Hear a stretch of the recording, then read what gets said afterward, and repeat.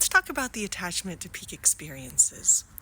Truly, when we have a near-death experience or a spiritually transformative experience or many types of spiritual experiences, they really push us into that expanded bliss state.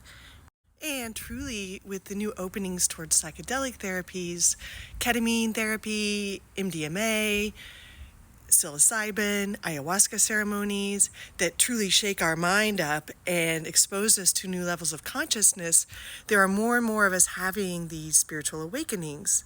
But after such experiences, how do we step back into the mundane?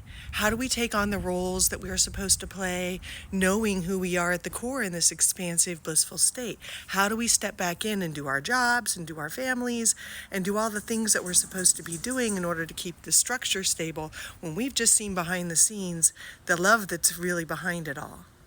And truly, bliss and expansion is much more comfortable than contraction and the physicality of being in everyday reality. But we can get attached to these peak experiences and start seeking bliss at all costs.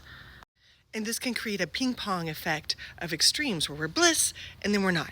And then we are and then we're not. And it makes really hard to stabilize into everyday reality.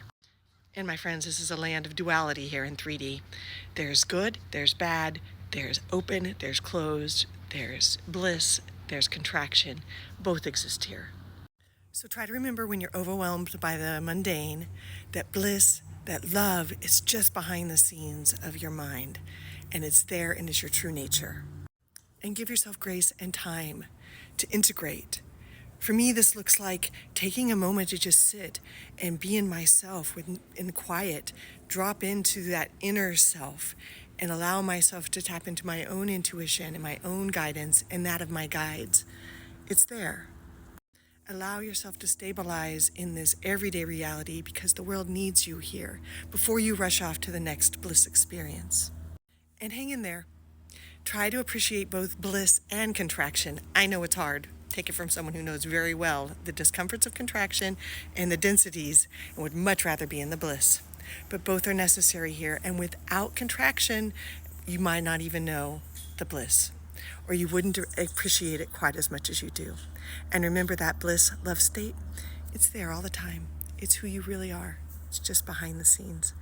And give yourself grace and time to drop in and feel it. Namaste, my friends. I give tips like this every day. I'm here to help you integrate your spiritual experiences and live that in your daily life, in all of your relationships. If I can help you, let me know in the comments. Namaste. Blessings.